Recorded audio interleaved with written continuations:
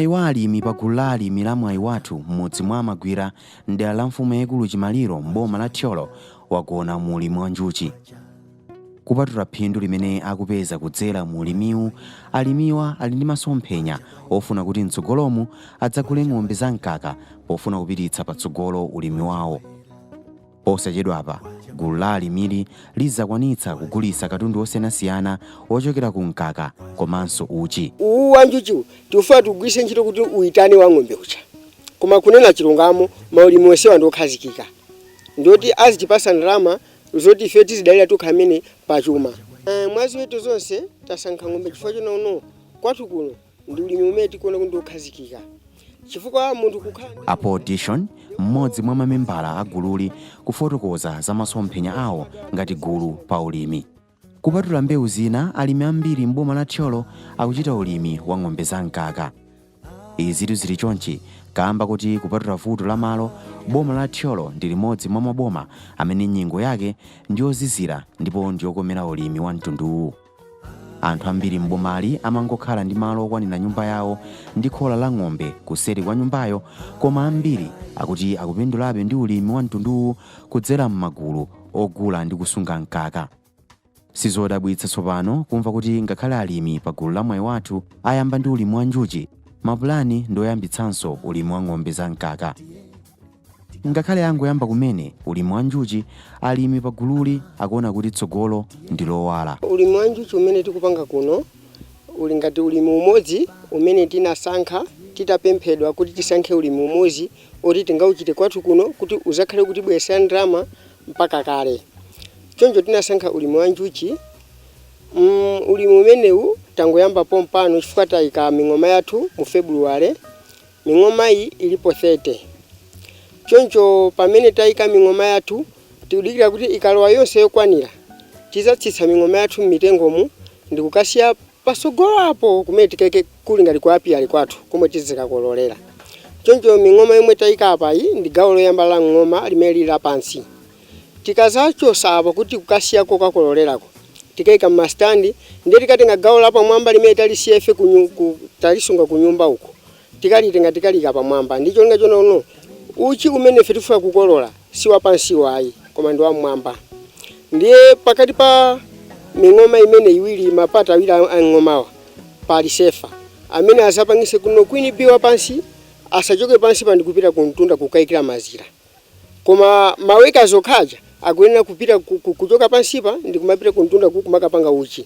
Ndicho ngoti uchi umene tizakolole uzakhale uchi grade 1. Koma kwini biwa akachoka pansi apa ndikupita mwambamo ndikuyikiraso mazira. Uchi wathu uzakhala uphatikizana ndi mazira ndiso uzakhala uchi wabwino. Choncho pa ming'oma 30 tikuyembekeza kuti ng'oma wina uliwonse uzitipasa pafupi 10 liters. 10 kg ya uchi. Pa 10 kg ya uchi tizigulisa pa mtengo wa 60,000 kwacha. Ndikuti 60,000 times 30 izipasa 1.8 million. Pa 1.8 million tikachosa mabudget athu onse azomwe taononga tizisandi 1.3 million 600 chakuti. Ndikuno ndalama imene jayo ife masomphenya athu ndoti tigula ng'ombe za mkaka zimene tizapereka kwa alimi 5 koyambilira. Tikazawa pasamira tizembezo zikamaswa ng'ombe zija tizitenga zapasa ena ukunso tikupitilizabe kukolola chifukwa choti tayika uchi wathu mochedwa. Chaka chino tikuyembekeza kuti tikolola pakuti pa miyezi 6. Choncho pamene tayika mu February ndichi khulupiriro chono pofika mu August September tikakuti kolola koyamba. Mwazi wetu zonse tasankha ng'ombe chifukwa chono kwathu kuno ndi ulimi umene tikuona kuti ndokhazikika. Chifukwa munthu kukhala ndi ng'ombe ndiye kuti ng'ombe zija akhala nazo kwa chaka. Inde zimadwala koma zimasiyana ndi ziweto zina. Chifukwa tiyerekeze munthu ngati lero ali ndi ng'ombe ya mkaka. Ndiye kuti ng'ombe ikamaso ng'ombe kuti ifike pona kuti yagonja pafupi yaswa molendo 8. Ndiye kuti is about 12 years kuyotabe. Ndiye kuti ana omwe ikubalaso ng'ombaja akazakha kuno 12 years jekatha mwana ujaswa ndi mphamvu. Ndiye kuti ulimi uno ndokhazikika ototaka kuno kusogolo ku FAO ya uje project ya kulima achita phase out. Ife tizakhala ozidalira pachuma tizakwanisa kulipira ana skulu komanso ulimi uno oyetaka kuti yaswa mwana koma wamphongo tingulisa ana kusukulu akalipiridwa. Pali ubwino wina ofunikira kwambiri umene umadza kudzera mu ulimi wa njuchi. Kupatula kupereka phindu monga ndalama, mlimi akagulitsa uchiwo, ulimi wa mtunduwu umathandiziranso kuteteza nkhalango ndi chilengedwe. Uwu ndi ubwino ofunikira kwambiri pamene dziko la Malawi lakhala likukumana ndi mavuto odzakamba kakusintha kwa nyengo komanso kudula mitengo mosasamala. Mgwirizano ulipo ukulu ndithu pakati pa njuchi ndi nkhalango. Njuchi kwambiri zimafuna kumalo kumene kuli kwa chete kunkhalango ngati kuno. Kachiwiri njuchi zimafuna maluwa ochuluka kuti zipangenso uchotani ochuluka. Ndiye titawunikira tinaona kuti ndi bwino njuchi zikakhale kunkhalango. Chifukwa kunkhalango maluwa sazisowa 1, 2 kunkhalangonso ndi kwa chete. Nkhalango ikutetezeka chifukwa chona kuno mbuyomu tisanayike njuchi kuno anthu amakwanisa kubwera kumadula mitengo. Mwina usiku kubwera kuzatibera basi enanso kungobwera ngati masana uja akusaka nkhuni akapeza mitengo ina yamba kuuma basi nkumagwesa musakhala bwino. Kwa pano furiti ndi njuchi izize anthu ajamopa kuti tikapita kumene kuja njuchi zikatituma. Chimenecho chikutithandizira mbali imodzi kuteteza chilengedwe chathu. Koma monga ulimi wa mtundu wonse, ulimi wa njuchi nawo umafuna kusamala. Njuchi zimafuna madzi abwino, malo abwino opanda phokoso kuti zitakasuke, komanso maluwa ndi mitengo kuti uchi wake ukhale wabwino ndi wokoma. Addition akufotokoza momwe alimi pa gulu la Mwayi Wathu akusamalira njuchi zawo ndi cholinga choti adzipeza phindu lokwanira limene lingabwere pokhapokha ngati katundu ali wapamwamba. Kuti tizakole uchi grade 1, chomwe timachita nchona kuti njuchi zankhala kuti inde chabwino ndi zakuthengo koma zimafunanso chisamaliro ngati madzi. Choncho kuti muyang'ane ming'oma yathu yo pansipo muzapeza kuti adula mabotolo amene makhala madzi kuti njuchi zisamakamwere kutali. Chifukwa njuchi ziyanga zikuchoka pano nkumakamwera kumusi kunsinje uko. Ndiye kuti ikabwera kuno ikhale itatopa. Ndiye ikamabwera itatopa olo ujeni uchi omwe ngati pase sungakhale wabwino. Ukhala ochepa utakhala grade 1 koma ukhala otani ukhala ochepa. Ndi masomphenya athu a 10 kg acha sizingatithekere. Nthawi yokolola chomwe chimachitika tikamapita kuti ukakolola tili ndi mabisuti. Timavala bisuti. Tikavala bisuti timatenga smoker. Smoker ntchito yake ndio ifokese njuchi zositi osati tiphe koma tifokese. Ndiye smoker muja timeka mondowe za ng'ombe. Ndikuyasa ndithu zifuke ndowe zija. Ndiye tikafika pa ng'oma wathu uja timazapemelera ndowe zija. Tikapemelera njuchi zija zimafoka. Zikafoka njuchi zija timatani timakhala kuti tikukolola uchi wathu uja mopandanso kusokonezedwa. Koma zili ndi nthawi kuno ikafikanso nthawi kuno ife titatengapo nthawi itali pamene paja zikhala kuti njuchi zatani zazuka. Alimi pa gulu la Mwayi Wathu akulowetsa nthawi, ukadaulo, chidwi komanso luntha pa ulimi wa njuchi. Kwakukulu alimiwa azindikira za ubwino oyikirapo mtima pa ulimi komanso kukonda ntchito imene akugwira. Ukadaulo umene akugwiritsa ntchito kunowu komanso zakufunikira kochita ulimi okasinthasintha anazimva kuchokera kwa alangizi a za ulimi. Ben Livala ndi mmodzi mwa alangizi amene akugwira ntchito yolimbikitsa alimi komanso kuwapatsa ukadaulo pamomwe angayambire ndi kupindula ndi ulimi osiyanasiyana m'boma la Thyolo. Alivala akuti akulimbikitsa alimi kukhala m'magulu. Mwachitsanzo, kudzera mu ntchito imene akugwira kuno, alimi 30 anaganiza zoyambitsa gulu la ulimi wa njuchi la Mwayi Wathuli miyezi 5 yapitayi. Alivala ndi alangizi ena akhala akuphunzitsa alimi kuno za mmene angapitire patsogolo ndi ulimi wa mtunduwu. Ndi mmene akufotokozera Alivala, alimi pa gululi akuyembekezera kukolola uchi wa nkhaninkhani. Kunoko ngati mbali imodzi yakukhazikika kwa Farmer Field School ya Mwayi Wathu ngati gulu anasankha kuna kuti no iwo akhale ndi enterprise ya njuchi. Choncho akulima ndithandizo zochokera ku iyo kudzera ku FAO anatipatsa ming'oma 30 imene tinaandira kuwapatsa gulu limene ndi gulu la anthu 30. Choncho kuno tilanda ming'oma imeneyi tinaandiranso maphunziro amene tinawapatsa alimi a ulimi wa njuchi. Ncholenga chona kuti no alimi apeze phindu mu ulimi umenewu. Choncho maphunziro amene ife tinawapatsa anali 1 okhuza kayikidwe ka ming'oma. Kodi ming'oma kuti no ayika bwanji ndi kuti sakhale ndi phindu lokwanira. Choncho mu nkhalango imene kuno kuti nayo ndi nkhalango imene tinayika ming'oma 30. Pa ming'oma 30 imene yoyo ngakhale kuti siyokwana chifukwa nkhalango iyi ndi yayikulu, koma taona kuti pa maphunziro amene tinapatsa alimi zikuthandiza kwambiri. Chifukwa tunena pano pa ming'oma 30 pa miyezi 4 imene takhala tili ndi ming'oma 25 imene yalokale njuchi. Ndi nthawi imeneyi tikuzana kuti potengeranso nyengo imene tinali pofika mu August tindi chikhulupiriro kuti pa ming'oma 30 imeneyi anthu akhala kuti akukolola. Ulimi umenewu ndokhazikika kuno kwathu chifukwa tikaona ndi ulangizi wina umene takhala tikuwapatsa panopa alimiwa sikuti akuyika mphamvu zambiri kapena tine kuti input kapena zolowa mu ulimi umenewu si zambiri poyerekeza ndi zimene ife tikutulutsa, zimene zikuonesa kuti ulimi umenewu ndi waphindu kwambiri, kotero kuti kunoko anthu atakhala kuti anthu ambiri ulimi umenewu autenga zithandiza kwambiri kutukula mabanja awo, komanso zithandiza kwambiri kuti magulu ngati awawo amene kuno kuti makhala nawo kuti akupanga za ukadaulo wa ulimi atapanganso ulimi ngati umenewu ndi phindu limene akupeza ndiye kuti magulu aja akhala kupita patsogolo, komanso ndiye kuti ulangize kunoko kwambiri ufalikira. Kuti uchi ukhale uchi wabwino pali chisamiro chimene chimafunika mbali imodzi imene tikufotokoza nkhani ya madzi.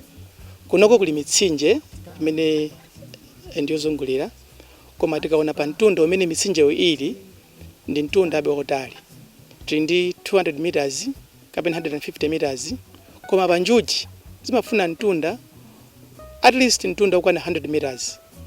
Komabe sikuti takudalira mitsinje imene yoyo ayi. Panopo kunoko ngati nkhalango pa ng'oma wina uliwonse pansi pake pali botolo limene ndi la madzi kuthandiza kuna kuti njuchi samayenda mtunda otali zipeza madzi pafupi, ndipo potero zithanso kupanganso uchi wambiri pa nthawi yochepa, komanso uchi umene ndi uchi wabwino. Kuphatikizaponso maluwa amene samafunika ku njuchi, chifukwa njuchi kuti igwire ntchito bwino imafuna nectar. Nectar amene amapezeka mu maluwa. Kunoko zili bwino chifukwa china kuti tili ndi ulimi wa nandolo. Nandolo nthawi inoyi imene tukamba ali ndi maluwa amenenso amatulutsa nectar wabwino amene amakhalanso wabwino kwambiri ku njuchi zathu. Choncho muona kuti tili ndi nkhani ya maluwa komanso nkhaniso ya madzi zimene tikuyesesa kuti zikhale pafupi kwambiri, cholinga chona kuti uchi umene tikupanga ku ming'oma yathu ukhale uchi umene ndi wambiri, komanso uchi umene tikakapasa anthu akaukonda. Malingana ndi Alivala, ulimi wa njuchi ndi wopindulitsa komanso ndi wosasowa msika. Chokondweretsa china nchokuti ulimiwu sumalowa zambiri koma phindu ndi la nanu. Nkhani ya misika ngati gulu tasaka kale misika, ndipo tapeza anthu kale amene aliokonzeka kuti uchi wathu ukakhala kuti watheka anthu adzatenga pa mtengo wa 6,000 kwacha pa kg. Choncho tikunena panopa anthu amene wawo akhala akutifunsa bwanji uchi watheka kapena sunatheke, chifukwa zikuoneka kuti uchi panopa ndi product imene anthu ambiri akufuna, komanso zikuoneka ngati kuti anthu amene ali mu ulimi umenewu ndi ochepa. Choncho ife kuno tikutengerapo mayi kuti tiyesetse kuna kuti pasakhale zophinja zina zilizonse pa ulimi umenewu tikupanga kunoko, cholinga chona kuti anthu amene akufuna uchi umenewu akupeze mu nthawi yabwino, komanso kuti miyoyo ya alimi amene tikugwira nawo ntchito ipite patsogolo. Kunoko pa alimi amene tikugwira nawo ntchito kunoko ali ndi alimi akonso amene akugwira nawo ntchito, chifukwa gulu ili ndi gulu la ma CBF 30. Ma CBF 30 amenewo alinso ndi anthunso 30 kumbuyo kwawo. Pandokhawa amene ali kunowa ndi kuti tukamba za anthu 900 amene akusatira kumbuyo kwawo, amene mu ntchito imene tikugwira kuno akumapitanso kumudzi kuja kumakafotokozera alimi anzawo za ntchito imene akugwira kuno, komanso phindu limenenso tipeze kuno akawuzanso anthu aja, cholinga chona kuti nawonso anthu aja akhale ndi chidwi chopitisa patsogolo ulimi umenewu. Mmodzi mwa mpaso mdera lomwe la mfumu yaikulu Chimaliro m'boma la Thyolo, a Elaton Liveleve nawo akupindula ndi ulimi. Kungoti uwu si ulimi wa njuchi. Alivereve akhala kupindula ndi ulimi wa mbewu zosiyanasiyana monga chimanga, nthochi ndi nandolo, kungotchulapo zochepa chabe, komanso ziweto monga nkhumba ndi ng'ombe. Pa khomo la mkuluyu amene akuti ntchito yake ndi ulimi basi ndi pa mwana ali Lenji. M'munda mwa Alivereve simunsowa chimanga chachiwisi chaka chonse, kamba kuti kupatula ulimi wa mvula iwowa akuchitanso ulimi wa nthirira.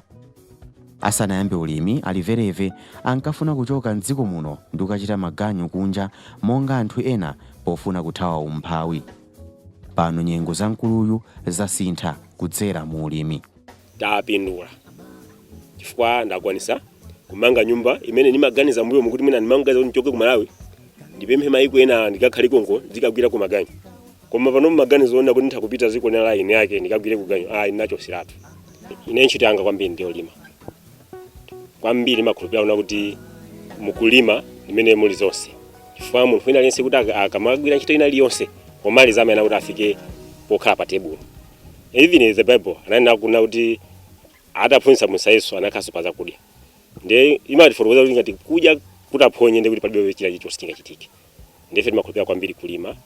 Choncho ine ngati munthu amene ndili ngati osogolera sansi nzanga ngati alimi anzanga. Ndi school imene tinakhazikisa koyamba mu 2018 cohort 1A imeneyo. Fundamenti nazapita kutuchira kaphunzira naye ngati wafawo. Imozi ndi MT Ion Smitawo. Choncho nthawi imeneyo tabwera kuno kuti nakhazikisa magulu. Ndi gulu loyamba tinaphunzitsa imene ndi azibambo 16 azimayi 14 imene ndi Ataba Farmer Field School. Tinapangaso ina itathana nayo imeneyo 2018 2020 tidayambaso inaso imene timati Chimpaya Farmer Field School. Iyi ndi mamembala azibambo 5 azimayi 25. Onseona kuti amene tupanga nawo limozi ntchito yolima. Timene timapanga nawo timaphunzira moyo wa mbewu. Chifukwa nthawi zina mbewu ndi zipangizo zogwisa ntchito kumunda zimasemphana. Dera lako kuno kwambiri nakuti timakhala ndi mvula imene imakhala ndi ya kumunda. Ndiyetinso ndi mvula ina imene imabwera ngati nkati mwa miyezi ngati April, May, June ndi July. Nthawi imeneyi timakhala tikungoyisiya simagwira ntchito ina. Ndi nthawi imene timakhala tikuphunzitsa naso kwa alimena amene tili mgulu lija kuti khoza kugwisa ntchitonso mvula imeneyo ngati kupangaso mbewu zina zona kuti takololanso kudzajanso kubwino. Choncho monga amene mukuonera sonera kuti tili ndi mbewu zosiyanasiyana ngati chimanga, tili ndi mbewu ngati kabichi, tili ndi mbewu ngati tomato, tuwaso ndi mbewu nthochi, makhaso ndi mango, ndi mapapaya. Mazinaso alipo ena amene amangotayidwa amachokera ngati tikamasamba timakhoza kumagwisa ntchito mazi. Kuseri kwa bafa yathu matuluka mazi amene timangowasiya kumangoyendayenda. Mazi amene timatha kugwisanso ntchito kuzalapo mwina ngati phata ntho chilichi, kuzala ngati mizimbe, kuzala ngati mtengo wa mango, kuzala ngati mtengo wa gwafa. Zimene zazimati mazi amene akamati mtengo yakamayenda umakafikira ku mazi amene achi ndi kumabereka zipaso siyana. Tonjo ne kuti mazi ina aliwonse makafunikira. Chifukwa muona kuti shawa zimene ndachula za mizi imene imatipasa mbewu zake. Chakumbuyo mkuona kuti kuli chimanga chimene tinazala ndi mvula ya cyclone Gombe. Itabwera inaononga zinthu. Koma itasiya nalisira chimanga chimene mucholo kumbuyochi. Itapita imene kunabwera shawa zina amwepo imene inatipasa chimanga chimene muchiona apachi chimene chindi cha orange chimene cha vitamin. Chifukwa cha mapromota amene timagwira ntchito limodzi ngati amene amathandiza kuti malidi mother kuti mbuyo mmakhala anawo nyenchera kuti timasisi kuyonjo makhala ngati toluka chonyo. Koma nthawi ngati imene iyo sopano itafika vitamin amatha kumadya mwa mapilisi. Mapano mapilisi anayamba kumachepa chifukwa kuti akumatha direct kumaka mudya ochokera ku chimanga. Chimanga chinja sidiko 43A amene ndi wa orange. Chimanga chimene chichi chimakhala chosekemera kwambiri. Unaona kuti mukamadya muli vitamin kali. Mu vitamin anasiya mu mbewu zosiyanasiyana monga mbatata komanso chimangachi. Ndi zimene mukamuti mukugwisa ntchito kwa apa sangati ana sizikumavuta. Ndiye paliso mbewu zina zona kuti tikamati tikudya pacha ana ena samazikonda pala anthu ena amana kuti chisinimadya achisindija. Ndi zimene mugwiza ndi mapromota komanso ma VNCC komanso azilangiza athu azaulimi timazipanga kuziphika ngati pamosi kukhala ndi one pot dish. Poyamba ndinalizo kudya za magulu 3 koma panopo zinagawidwa kukhala za magulu 6. Pa magulu 6 onse aja timaziwesa mphika umosi. Ndi kuti meiti masana ndi chipaso chicha. Ndi zipaso zambiri ana amatha kumazikonda ngati mango zina zizonse. Ndi tikaphika ngati umozi kwa apa sa ana amathamangira kumatani ngudya mwina mbatata yokhayi apena ani ngothamangira ndiye mu nyama usazowa kuti zokudya zonse zili mu nyama iti imene ijayo yeti kapanga pot dish ija imathandiza kuno zokudya zichi zifikire kwa munthu alinse pokwanirisa zokudya za magulu 6 choncho tinene kuti ngati ulimi wathu pano kumene tikumachita wati mkowa ineyo wandipindulira ku banja langa chifukwa mbewu imene mukuzonazi zona kuti tikapita ku farm field school tikamabwera anatiphunzitsa kuti tikamva mkalasi 65% tikuyenera tikhale pamunda 65% pamene mkalasi timayenera kukhala 35%. Nthawi yayikulu imakhala nayo kumunda pogwira ntchito potengera kuti ntchito zimene timagwira kumunda nzochulukirapo kusiyana ndi zokhala mkalasi. Ndimene tikuphunzira moyo wa mbewu timatha kuti mbewu yakuti imakhoza kukhala mwina kwa nthawi yayitali mwakuti tiyerekeze kuti ndi early maturity ndi medium komanso late maturity. Mbewu izi nzosiyana masiku, pali imene ya early maturity pali zimene zabwera kumenezi ngati kalulu oyamba ndi pali 301 ndi 303 amene yakumakhala masiku 80, amene kanyani DK9033 akumakhala masiku 90, pamene wina yakumakhala masiku 105, 115, 120, pamene zina zimakhala 150. So nzo zimakhoza kufuna fertilizer ochuluka pamene zina zimafuna fertilizer ochepa, zina timathira kawiri, zina timathira katatu. Ndipo tengera ndimene timapezera kumalawi kuno ife naona kuti tiaphunzitse kwambiri alimi kuapitisa kumbewu zimene zimafuna fertilizer ochepa, komanso kuaphunzitsa kuti azitha kukonza fertilizer paokha, kuti mwina thumbala fertilizer atadali alitenga akupanga afuna akagwiritsa ntchito munda womatha kulowa matumba 5 a fertilizer limodzi lomwe yakhoza kupanga matumba 5 kuchoka pa thumba limenelo. Amene timatha kumusinthako zina ifanira makauti tantembenuza timati mbeya fertilizer. Ndi amene tikuaphunzitsanso alimi kuti azitha kupanga okha fertilizer amene kuti minda izikwana mosatani mosavuta. Fa bino fertilizer kunena zona za chimene ali pano pansika 60 chakuti 1000, 68, 67000 mulimi paika kuti akamugule sizingatheke. Andiso pena boma limathaona kuti atifa tikuthandizeni fertilizer amathandiza inde fertilizer koma kuti tikampeza masemphana ni nthawi yoti tikagulire fertilizer mpeza kuti mvula yavumba mwina November, fertilizer akuyamba kugulisidwa December, zipangizo za ulimi zikubwera pa mtengo pa nyengo yosiyana ndi program ya Mulungu. Ndiye nthawi imeneyo imakhala kuti anthu asongonekera. Ndiye ife timaphunzitsa kuti anthu azipangira fertilizer wawo pamene angochoka kuja ampanga fertilizer agwiritsa ntchito zina zake zamba kuyenda. Ngati ine kubanja kwanga tikachoka kumene kuja timakhala ndi program yothirira pa nkhani zimene tikumamva kuchokera kwa alimi osiyanasiyana ndi umboni osonyeza kuti mu ulimi muli chuma. Kudzera mu ulimi anthu akupeza chakudya cha thanzi komanso chapamwamba monga mkaka ndi uchi, nthochi komanso chimanga. Koma pamene tikufuna kuyambapo tisayiwale kuti ulimi ndi ukadaulo ndithu ndipo umafuna nthawi kwa amene akuyambayo monga momwe timachitira pogwira ntchito zina zonse. Tangoganizani mutayamba kuyikirapo khama komanso nthawi pa ulimi umene upindulire inu mwini ndi banja lanu monga umo muchitira ku ntchito yolembedwa, phindu komanso chuma chimene mungapeze chingakhale chochuluka bwanji.